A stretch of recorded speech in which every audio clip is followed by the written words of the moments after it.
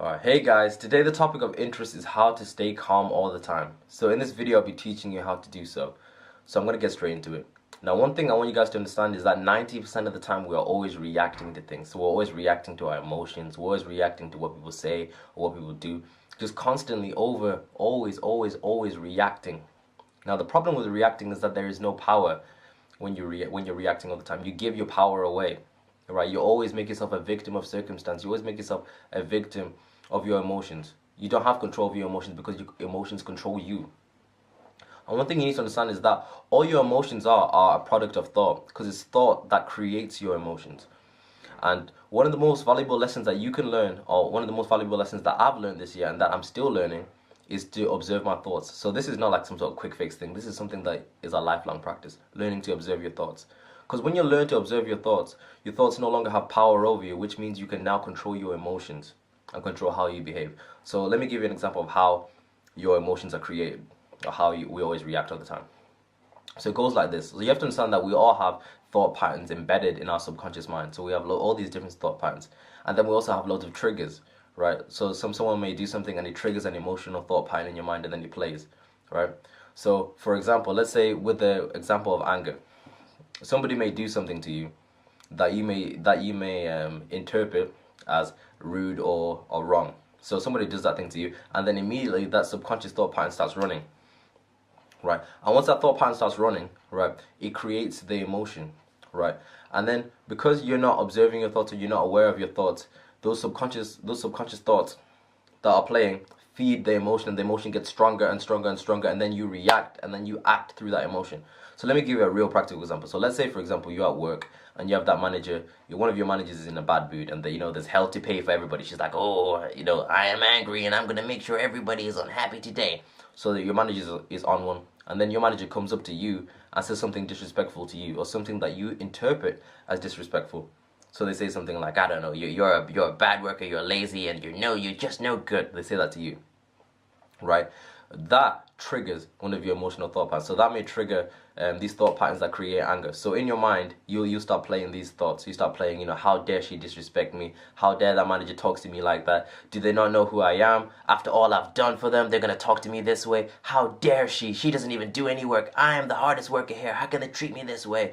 What a mother beep! Yeah, you mother beep! You know what I'm saying? You're having all those thoughts playing in your mind subconsciously, and then that creates the emotion of anger, right? And because you're not aware of these thoughts, these subconscious thoughts, right? Because you're not observing your thoughts, they continue to feed the emotion, and then you get more and more angry, right?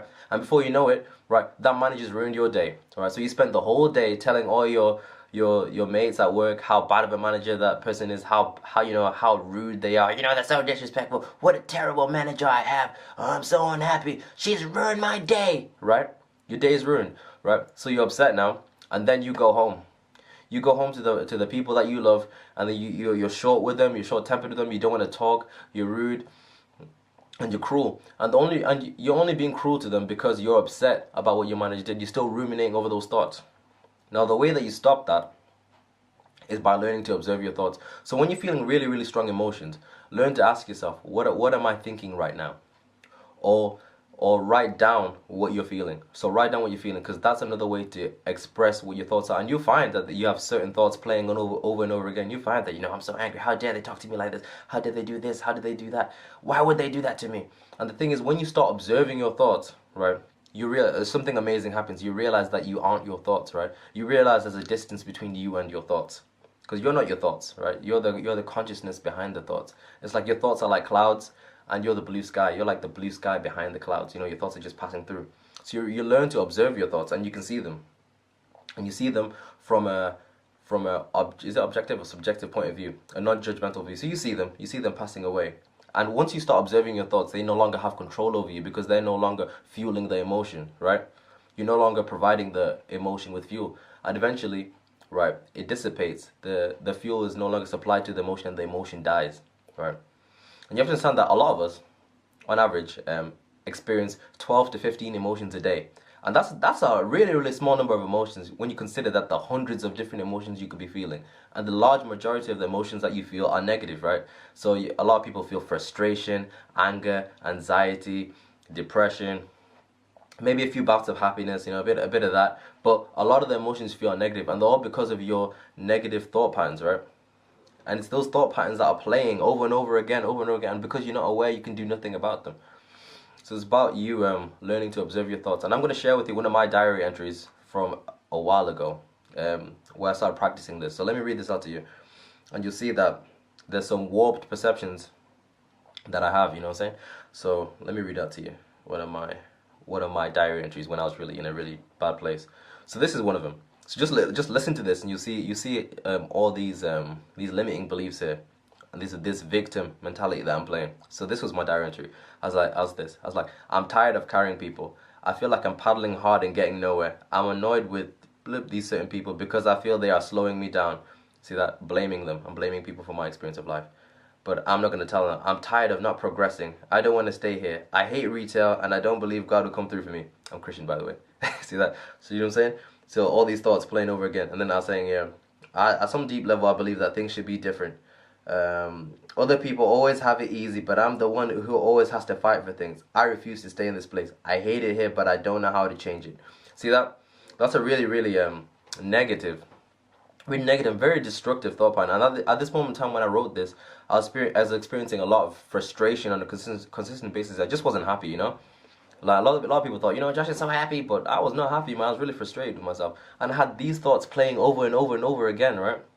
And but the thing is, when I became aware of my thoughts, right, and I become aware I was thinking this, I was able to put myself in the realm where I can choose to question whether these thoughts that I'm having are true or not, or whether they're just products of limiting beliefs. And a lot of them were limiting beliefs. A lot of them there were like, you know, were saying we're coming from the perspective of me being a victim, of me always being a victim of circumstance, of me not having the belief that I have the ability to change my reality.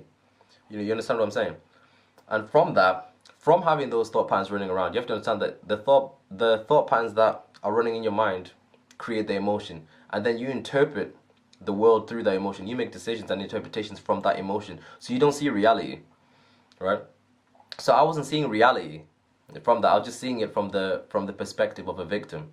So things were always going wrong for me.